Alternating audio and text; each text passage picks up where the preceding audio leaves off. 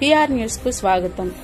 పులవపాడు మండలం పడమర వైపు గల రాజపాలెం గిరిజన కాలనీలో బుధవారం అక్రమంగా డీజిల్ విక్రయిస్తున్న కట్టా చెంచిరామయ్య ఇంట్లో 2800 లీటర్ల డీజిల్, జాతీయ రహదారిపై అక్రమ డీజిల్ విక్రయిస్తున్న కోటు సురేంద్ర దగ్గర 130 లీటర్ల డీజిల్, అదేవిధంగా రాజుపాలెంలోని కుమ్మరిపాలెంలో అక్రమ డీజిల్ విక్రయిస్తున్న కలికివాయి కోటేశ్వరరావు దగ్గర 210 లీటర్ల డీజిల్ను పులవపాడు తహసీల్దార్ చంద్రారెడ్డి ఆధ్వర్యంలో రెవెన్యూ సిబ్బంది దాడులు చేసి పట్టుకున్నారు.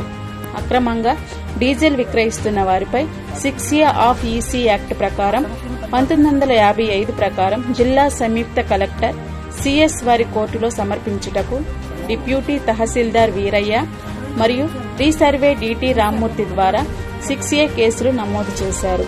పట్టుకున్న అక్రమ డీజిల్ను జాయింట్ కలెక్టర్ నుండి తదుపరి ఉత్తర్వులు వచ్చే వరకు కేవీఆర్ ఫీలింగ్ స్టేషన్ చాగుళ్లు వారికి అప్పచెప్పడమైనది. ఈ దాడిలో రెవెన్యూ సిబ్బంది తదితరులు పాల్గొన్నారు.